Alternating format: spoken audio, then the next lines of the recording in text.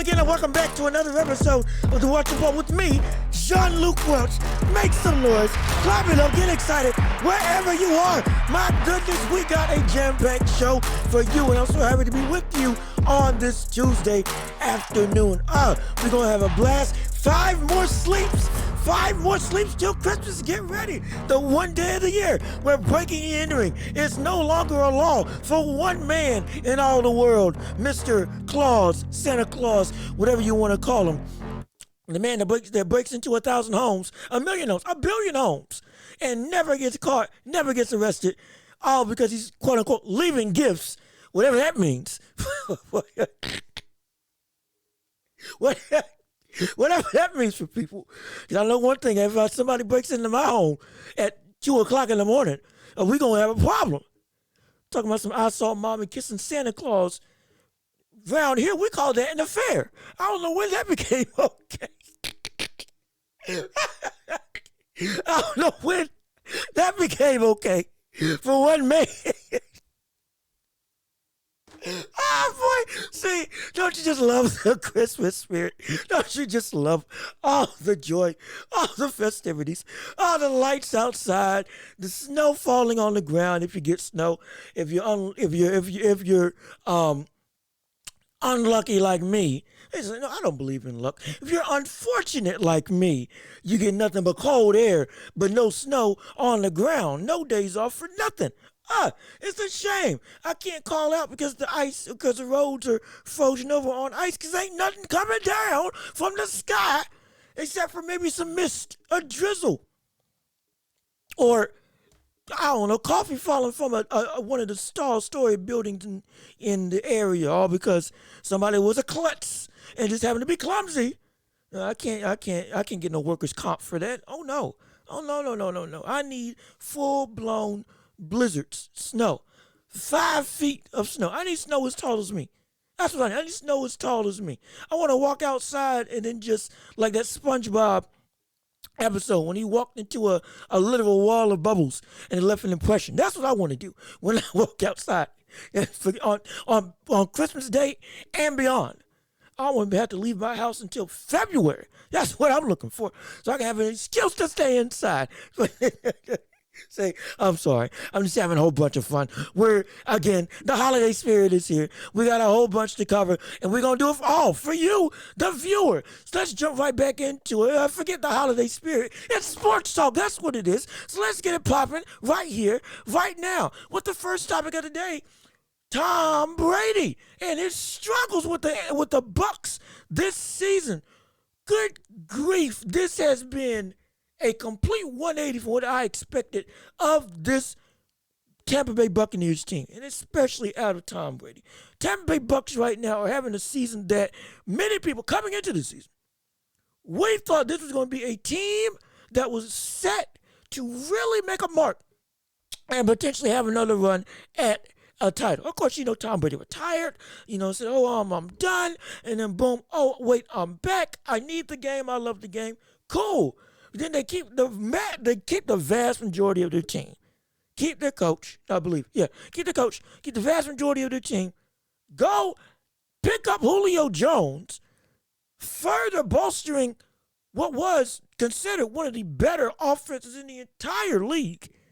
With Mike Evans, Julio Jones, Leonard Fournette, who had a great season last year. It seemed like everything was falling into place for this team to have major success this year. My goodness, was I wrong? Well, were we wrong? When it comes to in the words of Lord, when it comes to the outcome of what was expected of the Tampa Bay Buccaneers, the lie detector test determined that was a lie. That was a bold-faced lie. Or that was an outright lie. This team has been horrible. Terrible, utterly abysmal. It's almost shocking to see from this Buccaneers squad, who, again, on paper, looks like they have everything that you need for a team and offense and to succeed, to be able to make a big run, especially in the NFC South this year. But my goodness, they're horrible. Mind you, As much of a disappointment as this team has been, they can still win the division. As unfathomable as it might be, they can still win the division with a 6-8 record right now, 4-4 at home. They can still, with as bad as they've been playing, they can still win the division if they can tighten it up throughout the rest of the season. Which is any team with this bad of a record. Again, a confident conference, no. Excuse me, in a competent division, no. That ain't happening. But even with that being the case, and the sliver of hope that the Tampa Bay Buccaneers have, that hope keeps waning and waning quickly, especially with how they played against the Bengals last game. My goodness, over the weekend. Lost 34-23. Tom Brady, 2 interceptions, 2 fumbles. I mean, just, it was horrible. It was terrible. And that's where this whole conversation comes into play. Really, what I really wanted to get into. What is going on with Tom Brady? That's the main question. What the world is going on with Tom Brady? Why is it that all of a sudden we're seeing a quarterback who on this team has won a Super Bowl, and that team got better on paper and had even bigger Super Bowl aspirations while he's been in Tampa Bay. And all of a sudden it goes from Super Bowl favorites to, in some people's eyes, Super Bowl favorites, to many people, rightfully so, Super Bowl contenders at minimum. But my goodness, now it's just the drop-off is absolutely insane. And who's to blame? And I would have to say the blame falls on Tom Brady. It really does. And not just for this one game. For the entire season. It's been the greatest QB that we've known and seen in terms of accolades and in terms of like acclaim in the league. I think it is safe to say that Father Time has finally caught up with Tom Brady. Now, I'm hesitant to say that, or rather, I've been hesitant to say that when it comes to sports, because everybody keeps saying, oh, look at, he's old, this, that, and the third, he's going to fall off, whatever. All that noise. The amount of athletes that I've seen in my lifetime, and I ain't been living long, but the amount of athletes I've been seeing in my lifetime that have had the whole age argument used against them and constantly usurps that moniker and rips away from that stigma and still be successful, made me never want to use the argument of, Father Time is going to get him eventually. Oh, the age is going to catch up to him eventually. Never wanted to make me use that argument ever again. Never. And if you listen to me when I was up back in college, when I was doing a radio show for Ivon University, where I graduated from with masters, you heard me say, I never want to use the age argument for why a player is playing bad. Because of the fact that we've seen so many times, like I just said, people jump over that argument. Bernard Hopkins won a championship in his late 40s. George Foreman won a championship at 45, 43, 45. Manny Pacquiao, world champion, and was defending his belt up until Udonis Ugas beat him. We've seen this Tom Brady, LeBron James. I can go on and on and on and on and on about athletes who have consistently usurped and not let Father Time catch up with them in order for them to fail. I'm done with that.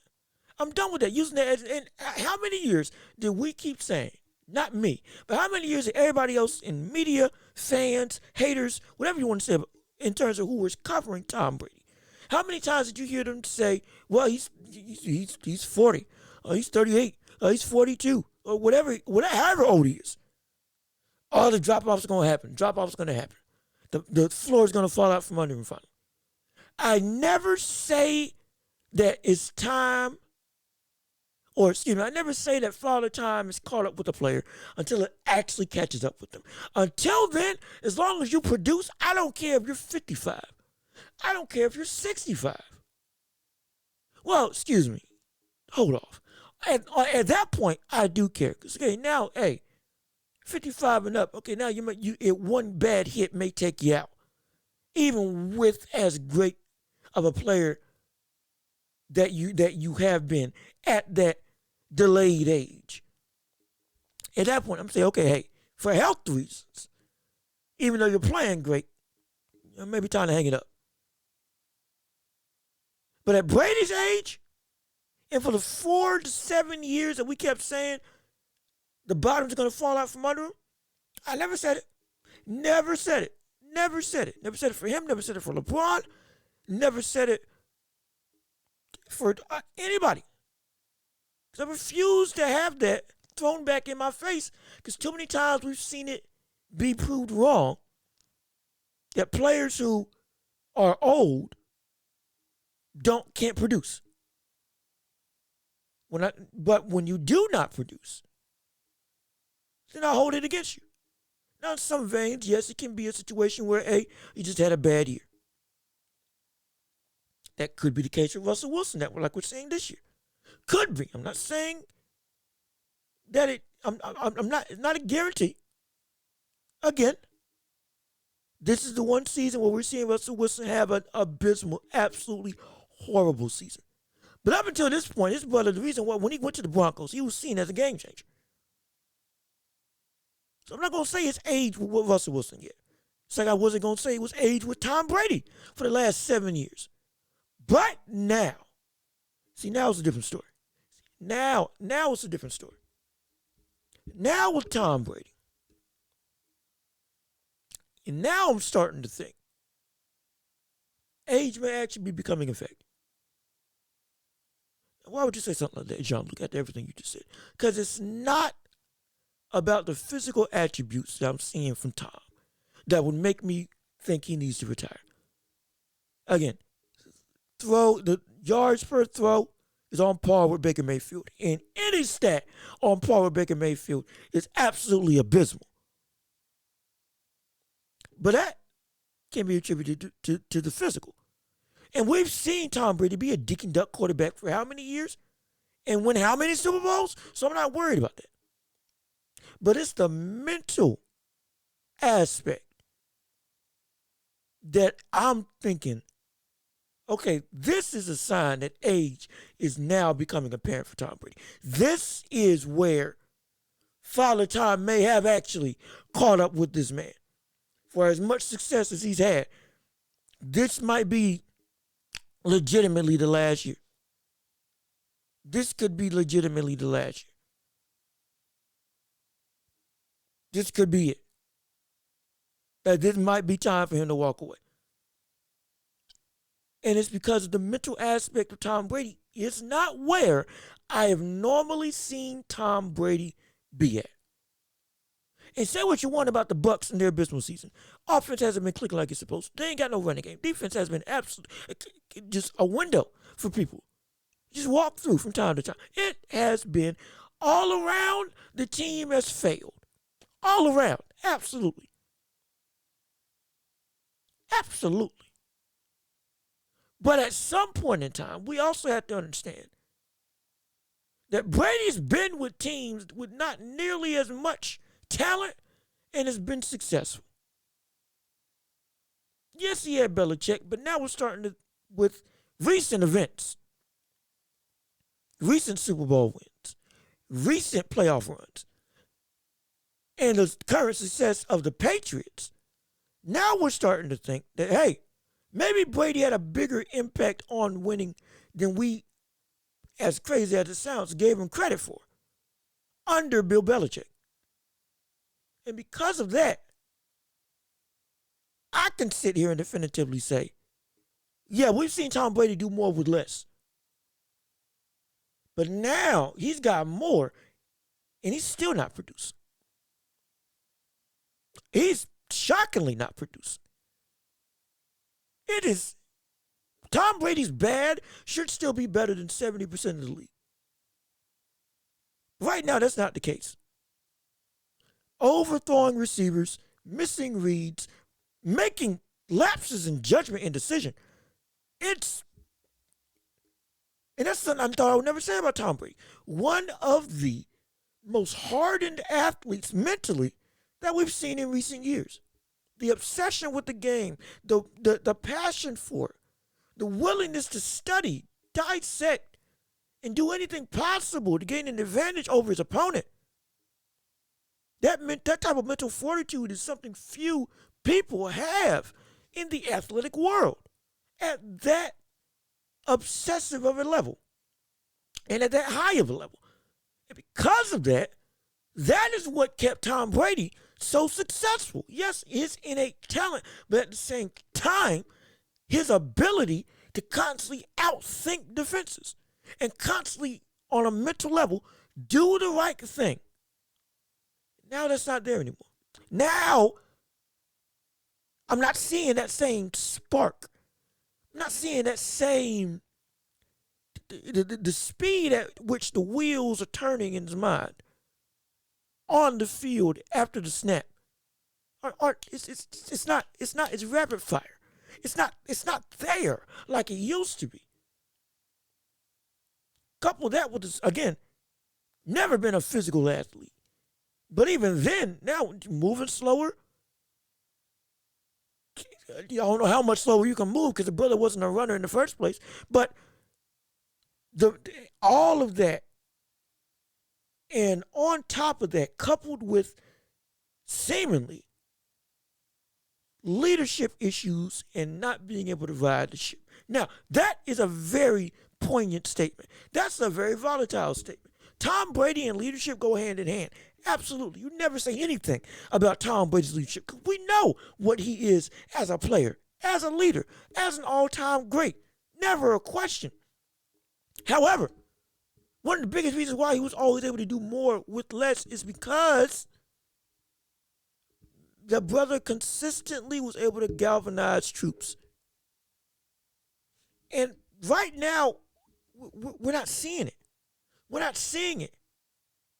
We're not seeing that same level of the sparkle and the kind of belief in their abilities on the offensive end, in the team as a whole, in themselves, with them looking to Tom Brady as their saving grace, as their inspiration. Because that's what Tom Brady is. That's what Tom Brady does on teams.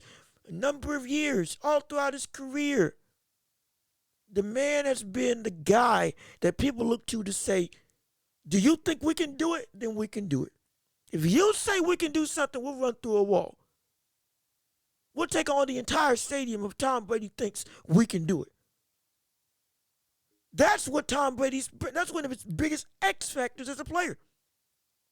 We look to him as the inspiration and the Gatorade, quote unquote, to fuel us mentally. And on the football field spiritually. That's what many players, athletes have said about this man. You want to follow him. You want to get behind him. You want to believe in him.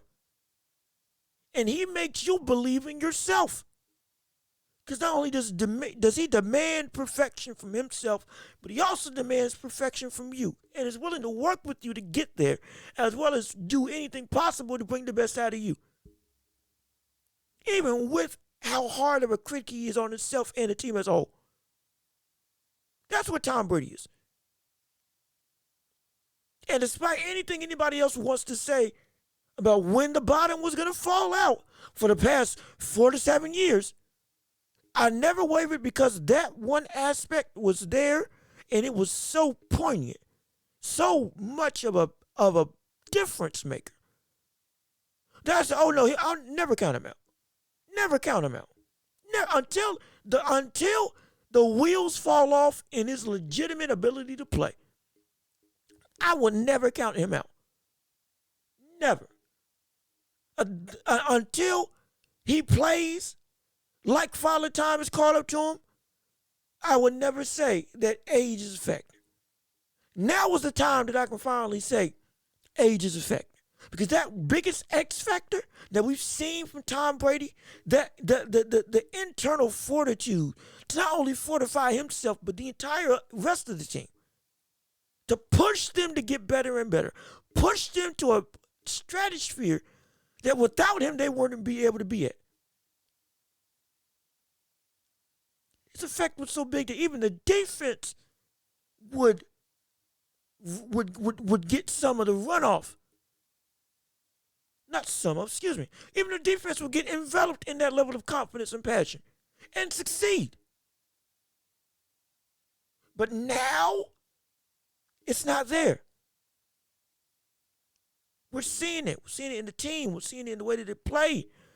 We're seeing it in Tom Brady. And yes, the blame is on the rest of the team for not producing. Absolutely. The team, like I said before, the team as a whole is bad. The team as a whole is horrible. The team as a whole has not been the championship contending team that they are built to be. Absolutely. No doubt about it. No question. But the buck stops with Brady. Because we put the buck on on every quarterback when the team has faltered. Even when they've been playing great.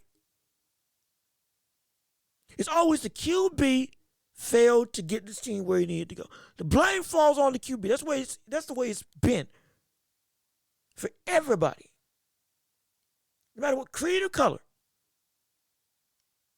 From Joe Montana to Cam Newton to Lamar Jackson and to Tom Brady. Exact same thing. The buck stops with him on this team. It's the truth. The failure is normally and should be attributed in most situations to the play of the QB. Not all. Not all. Again, when I said that it's attributed to the QB, I didn't say there were times when it was unjustified. I didn't say there weren't many times when the QB was playing great, but the rest of the team just sucked and was just horrible. Many times it's happened. But the blame still went on the quarterback. This situation, the blame is going in a justified. Now you can justify it at this point. Tom Brady himself is not produced. And that's a reflection of the entire roster. Unless he's able to turn it around. Even if he wins the division, with a losing record, again, that just shows the state of the NFC South. But if he gets to the playoffs, unless he's able to have a miraculous run to somehow get one win away to a Super Bowl, or even lo and behold, get to the Super Bowl, as unlikely as that sounds for this team, it's time to hang it up. It's time to call it a career. Again, Manny Pacquiao, Bernard Hopkins, George Foreman, all these athletes and players were great. Michael Jordan were great. They stood the test of time. But when it was time to go, you saw it. When it was time to hang it up, it was blatant and apparent. Michael Jordan on the Wizards still, again, played for a star of his caliber, played absolutely abysmal. But run to the rest of the league, again, 22 points, not bad. Not bad. A good quality starter. A good player. A good player. But you could tell it was time for him to ride off. Bernard Hopkins got knocked out through the ropes in his last fight. It was time for him to go. Manny Pacquiao, in his last fight with Ugas, when he was calling out Errol Spence Jr., saying he wanted to fight him, wanted to keep on going. Gets beat by a unanimous decision by Yordanis Ugas. Loses the championship and admits after the fight his legs were gone. All of that shows, or those instances and more, are all telltale signs that it's time to wrap it up. And it's done. It's done. As much as you love the game, as much as you love the sport, it's time. If Tom Brady, he's reached that point. Now it's blatant and apparent to see that his time in the sun is done. Peyton Manning in his last run with the Broncos, after he won that Super Bowl, sure enough wasn't him that got there. It was one of the greatest defenses that beat my Carolina Panthers in the Super Bowl. Another one of the top defenses at that point in time. Defensively phenomenal game. Hate that we lost. But after that game, it was clear and apparent. It was time for Peyton Manning to wrap it up. It was time for him to go. He was getting carried. It was so objectively clear to see. And with Tom Brady,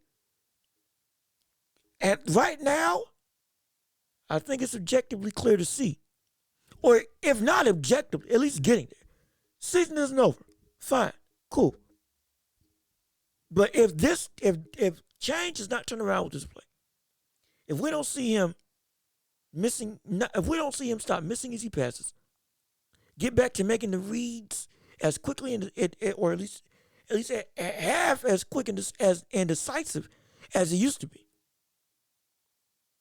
Get to a position where the rest of the team is able to look to him and get that extra boost in their play. Get inspired again. Feel like, yeah, we got this. It's time to wrap it up. It's time to call it a career. And I don't want to say that, because I want players not only get paid, but also be able to do what they love to do. I do. Strictly on the court, on the field of play, or whatever whatever hardwood, grass, pitch, whatever you play on and play in, I want you to be able to enjoy it as an athlete. Get the most out of it. For the player, I want that. But we can't deny that with Tom Brady at this point in time, it's bigger than just him as a player. I can want what I want for him till the cows come home. It's bigger than that. That might be the reason for why we're seeing this effect on him. I don't like bringing up outside stuff. I like staying with just the immediate of a team. What happens in the team, on the team, is what is concerned with what causes production on the field or on the court. But in this situation, it's a different story. It's a different story. We could be seeing that because of what's going on outside of the field of play. With his wife, with the divorce, all that going on in his personal life can be attributed, potentially, to why we're seeing him play the way that he's playing right now. But regardless of that, the point still stands. Taking that out of the equation, he's still playing bad. Objectively. Objectively, he's playing bad. And right now, if this doesn't get fixed, if he doesn't turn it around, if he doesn't change, it is time for him to call it a career. Because it's done enough. He doesn't need to prove anything to anybody else but himself in terms of he just wants to win more. And hey, that's what you want to do? That's what you want to do. We'll be here tracking your progress all the way. Rooting for you. Hopefully you're successful. Absolutely. I wish no ill will. But at the same time, as an objective observer, unbiased, regardless of how I feel about anybody, what I see and what is produced is all I can gauge on. And what I see is that it's time to go. It's time to call it a career. It's time to retire. As much as I don't want to see it. Because we're seeing greatness. I would love to see potentially an eighth championship. Shoot, you might get 10. Who knows? That's when people were speculating for a bunch of years after we just kept on winning. But it might get a ring for every finger. But right now, It's never want to see a person leave the field of play, and it's sad to watch. You don't want to see that. You don't. Again, Pacquiao struggles in the Ugas fight, throwing 800 punches. A valiant effort as ever, but you just could tell he just didn't have it. Again, Bernard Hopkins, you could tell he just didn't have it. Kobe Bryant, in his last season, in his last couple seasons, you could tell it was just, man, the passion's keeping him, but the body is just not willing, or rather not able. The body's willing. The body just ain't able. I don't even got to talk about the mind, because the mind is Kobe. Kobe's Kobe. But you ain't got to say nothing about his mental fortitude. Nothing. You don't even, the whole phrase, the mind is willing, but the body is weak. You don't even got to bring up the mind when it comes to players like Kobe Bryant. Because it's just a foregone conclusion. Not even conclusion, a fact of the matter. The body just could not hold up to what the mind wanted to do. Tom Brady is the opposite. The body was never in a great position. Never was. He was never a great athlete, like I said previously. But the mind is what has been able to keep him so great for this long. But now we're seeing lapses in the mind, in the easy things. When you see the easy things being messed up, now you see, okay, it's not clicking like it normally is. Now the sharpness is starting to wear. I'm not calling him a stupid quarterback. No, never. No. But you can see that the process that he normally does in the pocket, how he goes about playing football in the pocket as a passer, scanning the field, it's not the same. Again, when you're missing open receivers throughout the entire season, and when you are looking off scoring opportunities, or rather big yardage opportunities, and when you're consistently making good but not great decisions, and in those it goes from making good to great decisions to not making good to bad decisions. Now I have to say, it's just not there. It's just not there. So I hope if this season keeps going like it's going, Tom Brady keeps playing like he's playing, that he retires. Because I don't want to see him getting carted off, or having his last game with his head down in a sad state, all because he couldn't go out on a high note with the baggage of a bad season. I don't want that. So I hope we see the struggle, has his head down, and he says, oh, nope, I'm going to do it again. When we all can tell, hey, you proved us wrong so many times, but now you can't do it again. Now the sands run dry. Speculation's over. Now the fact of the matter is that it's not that we're asking if the age is going to finally bring a bad season. Now you've had a bad season because the age is caught up to you. It's time to go. Never want to see a bad athlete go out on a bad note. Or excuse me, you never want to see an athlete go out on a bad note. But what's worse is seeing an athlete continue having bad notes. It's the worst thing you can see. Because then it just becomes hard to watch. And for some, it's considered ruining their legacy. Tom Brady's legacy can never be ruined.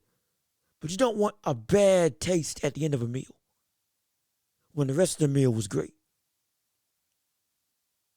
You don't want that. Go out, retire, regardless of the outcome of this season. Go off into the sunset as the greatest QB we've seen. That's what should happen. But it's time for him to go. It's genuinely time for him to go. We want to see this. Actually, we want to hear. We want to hear this when he's walking off the field. We want to hear adulation, praise. We want to hear thank you. We don't want to hear get off. We don't want to hear that. We want to hear a constant barrage of the greatest. You've done so much. Thank you for everything you've done. Thank you for letting me watch you. Thank you for allowing me to be in the same space and time as to watch you play. That's what some people will say. But the majority is thank you for what you brought to the game. That's what the majority of people want to say and are going to say. You don't want those claps to be doled out to a degree, because there'll never be silence. We don't want them to be doled out or muted to a degree by, you had a great career, but the last 3 or 4 years that you tried to keep on pushing, that was, you should have stopped at this point instead of kept on going. You don't want to hear that. You don't want to hear that. This season is the best season for Tom Brady to retire.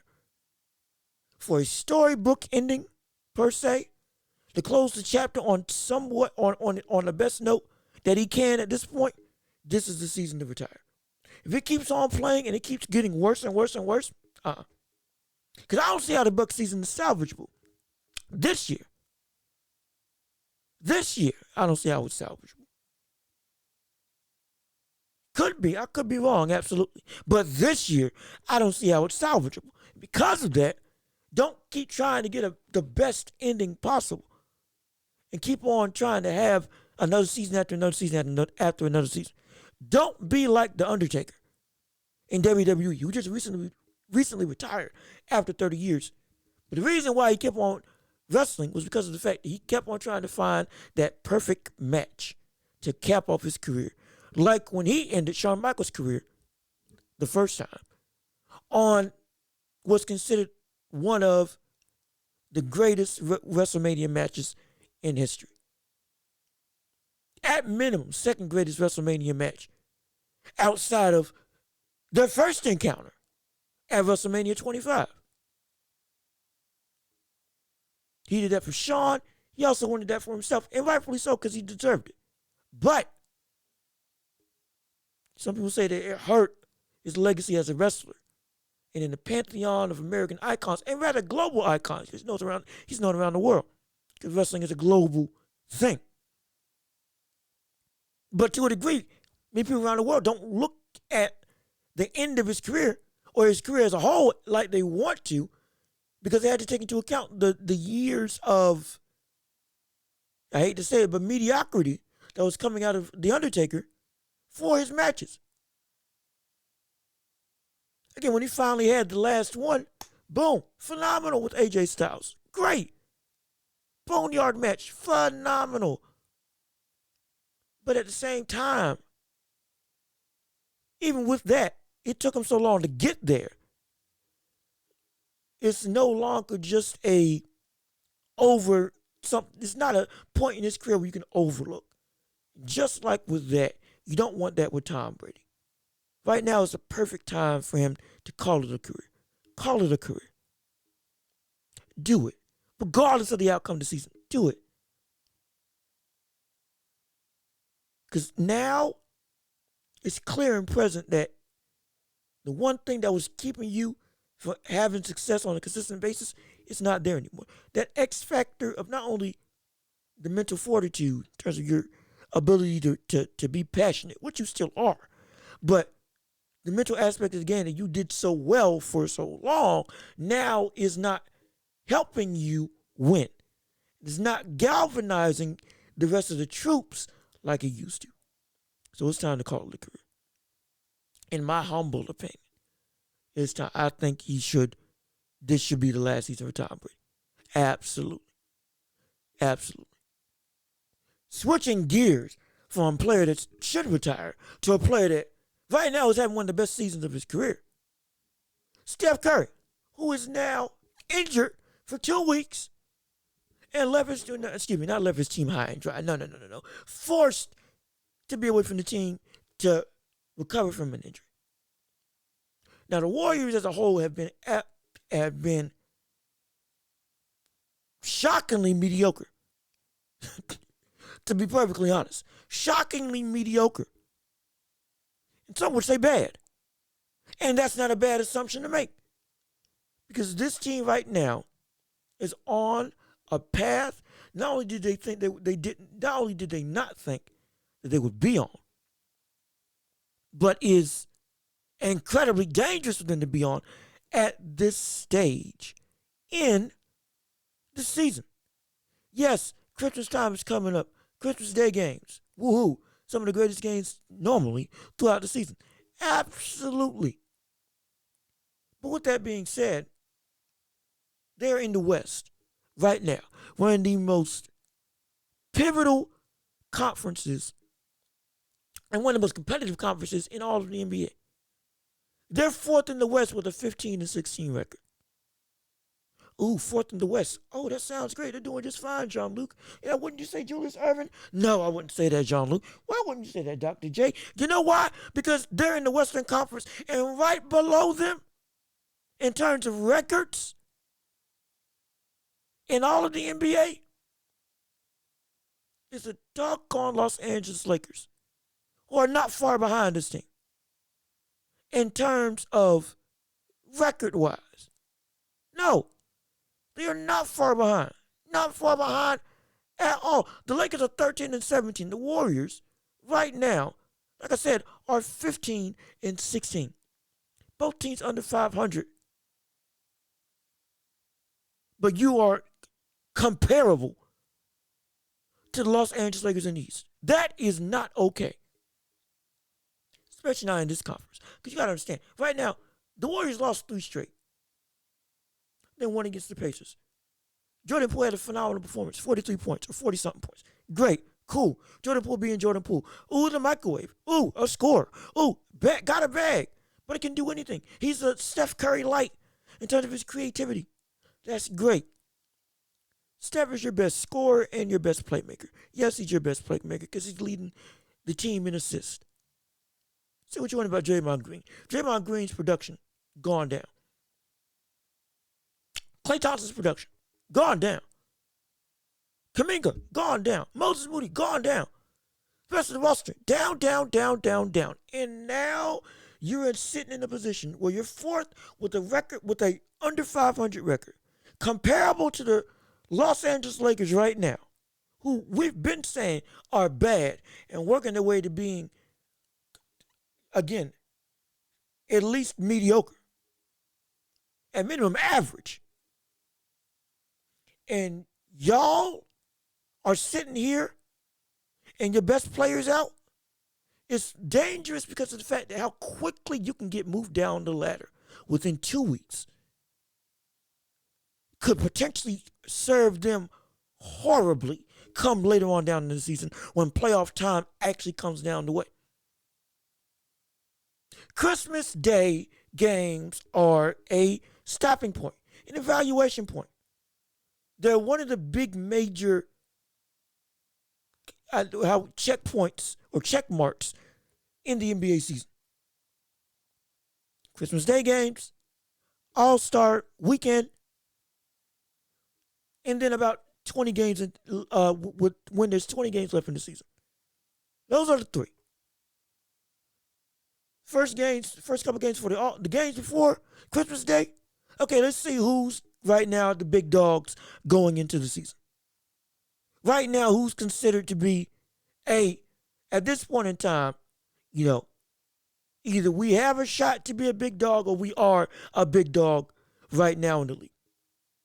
All-Star break comes around. Okay, who's really in contention to win a championship? Who's really in contention to win the division? Now you weed out who's actually good and who's actually not. Everybody, you get the pulse of the league going into Christmas Day. Then All-Star break comes around. Now you get the meat and the potatoes of the league as to who's legitimate and who's not. 20 games into the season, now it's okay. This is it. What's the roster looking like going into the playoffs? Now it's of the teams that were considered legitimate contenders, who's most likely to win, who's least likely to win, and who's a team that can make some noise as an underdog. That's how the season normally is broken up. And right now, the Warriors, they haven't been great all season long. They haven't. And I've already gone through why with the whole Draymond Green punch, lack of defensive chemistry, lack of communication, young players not playing to the level that we thought they were going to progress to, especially with more minutes, like Moses Moody, like Kuminga, like James Wiseman, who was sent to the G League, and we thought he was going to be a difference maker as a big man. Now, with Steph Curry out, this team could fall from 4th to 10th in a division just like that. With how competitive this conference is. With how competitive the West is. They could drop down at the drop of it. By the end of the 2 weeks, we could look at this team dropping nearly every game. Potentially. It's how competitive the league is. It's how competitive the West is. We could see this team potentially at the drop of a hat go from 4th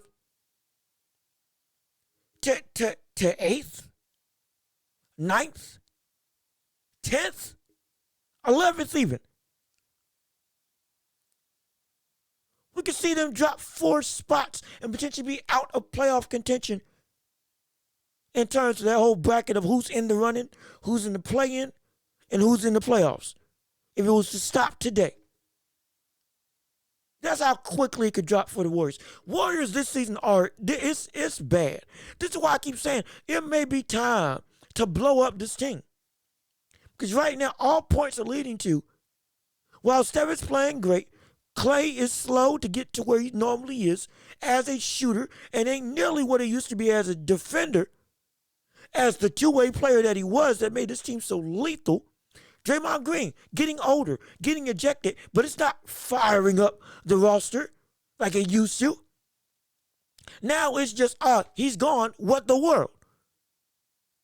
It's no longer, that's just Draymond Green. Now it's, that's just Draymond Green, and now he's hurting the team. Wasn't producing much with what he was doing. Say what you want about his knowledge. Say what you want about his IQ. Say what you want about his feel for the game. All of that's there. Production-wise, the brother isn't doing anything to help this team win. Substantially. It's the truth. His playmaking ability is not getting this team where it needs to go. Steph has been the driving force why this team is even relevant. With his MVP candidacy run that he's been having this year. One of the best offensive seasons that he's had in his career. He is the driving force. He always has been, but now he is the sole driving force. Draymond Green, who was and still is the heart and soul of the team, off and on the floor, sure. But his individual production and what he normally does to make his team better as an offensive unit, it's not there. It's not there. It's not having the same effect. It's not having the same impact. It's not having the same fervor, drive, and game-changing ability. It's not.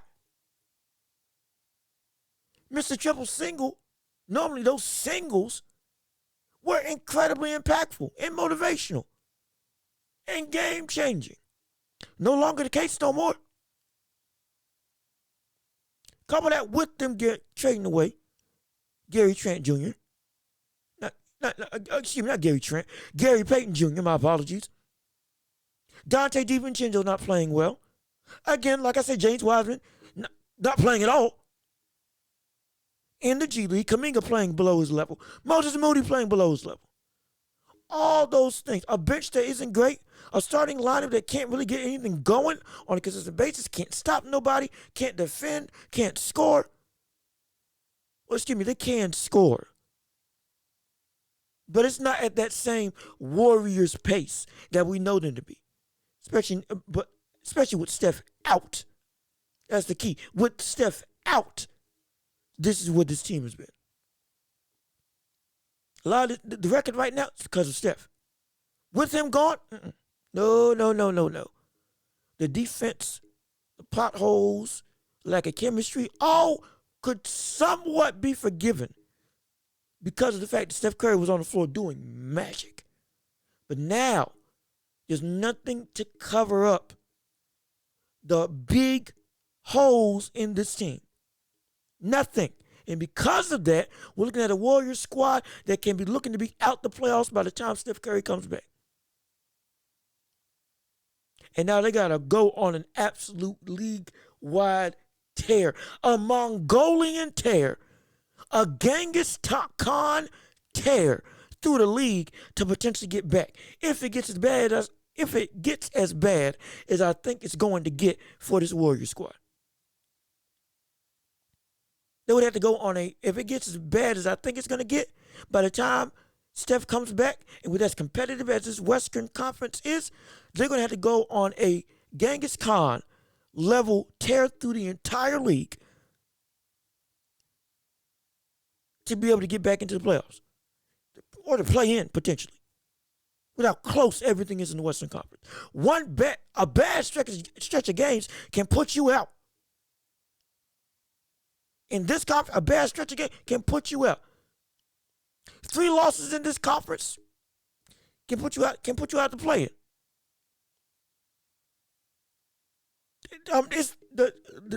It's the dead truth.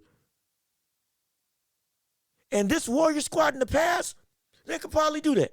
This Warrior squad now, no, they can't. Warriors, you're looking at trouble. If you're a fan of this team, you're looking at trouble. If you're not a fan of this team, watch this team walk into trouble. Because Jordan Poole isn't going to be able to do what he's been doing on a consistent basis. He's a consistent player. He is. And a lot of stuff that he was doing that was great was masked by the greatness of, a lot of stuff that he was doing that was a legitimate concern as a player was covered up by the greatness that was Steph Curry and what he did for that offense. Now, sure, Jordan Poole knows what to do and can fill in for the role of Steph Curry, but he's not Steph Curry. And on top of that, he can't do the same things to the same degree that Steph was able to do when he's in the lineup. He doesn't bolster that lineup like Steph did. He doesn't make as big of a difference as Steph does when he's on the floor, especially for extended periods of time. You'll see Jordan Poole get big games, absolutely. Because Jordan Poole he's a good player. He's a scorer. That's what he is. That is his best role, a microwave of a player that can get hot and score a bunch of points. Defensively, kaput, horrible. Offensively, though, brother will get a bucket. It can be your number 1 option, or number 2 if we're running it through Clay. Absolutely. But in the same vein, his defense is so bad, and his playmaking and difference making that he has on the floor is so far beneath Steph that just scoring isn't going to be enough. The way that he scores and the gravity that he has isn't going to be enough. It's not going to be enough because it's nowhere near as what Steph has and what Steph does and what Steph brings. And because of that, coupled with his incredibly bad defense, coupled with the whole defense of the Warriors as a team being so, again, laughable at times, this team can fall out of contention, and by the time Steph Curry comes back, before the end of the second week, if it goes bad, we can see this team out the playoffs, and having to go on a Genghis Khan level tear to get back in the play-in, with how far ahead teams potentially can pull away from them. Couple that with, let's hope he doesn't get injured again or stuff doesn't happen to other players. Lord knows what would happen if Clay got hurt again, if Draymond got hurt, if Steph got hurt again, or if any of the few pieces that have been producing, which ain't many, if something happens to them and they leave for an extended period of time, was already as sketchy as this roster has been in terms of their production, it's bad. It's bad. And come the end of the season, couple that with, again, we already know Draymond Green's gone, most likely at the end of the season. We could see a lot more moves come the end of the season, or even come the trade deadline potentially. If the Warriors see that, hey, this roster right now, this is what we can't have this for the next couple of years if we want to still be competitive, or if we want a future. We may have to do some things and trade away some people. We could very well see that. If the effects of this 2-week, we'll call it a hiatus because of injury from Steph Curry, if they're as drastic as I think they're going to have on the team, or if they're as drastic as I think it's going to be for the team, in terms of the impact that it has on the Warriors, if they lose as much as I think that they're going to lose, we could absolutely see this team look and have a code red moment. This team could potentially, that could be exactly what this roster has coming down the pipe for them. In terms of, oh my gosh, what the world do we do? This is bad. We need a complete overhaul. Potentially. I'm not saying that can. Of course, we could see Klay Thompson come back into form. We can see Draymond Green make a bigger impact on the defensive end. We can see defensively the entire squad gets back to chemistry and gets back to rotating like it's supposed to, being a force, causing turnovers and constantly being in the way, which is how they won championships, not just because of their offensive ability, but because of their defensive prowess and pressure that he constantly had. But this team right now, they're not there. They're not there. They can't get there this season. And with Draymond Green's incident, coupled with his lack of play, coupled with Clay's lack of play, coupled with now Steph being out, coupled with the entirety of the defense of the Warriors being so lackluster, going into, again, a stretch where they ain't great on the road. Home, they'd have better success, but even still, not what you would expect from a team with so much legacy, so much recent legacy. This could be bad, incredibly bad for the Warriors. Golden State could be on a code red, a red alert. We could be looking at that team just shaking our heads. How far from grace you all have fallen. That's what we could be seeing from this Warriors squad. So be mindful of your Warriors, man. And be mindful of watch this team. Because if they fall apart,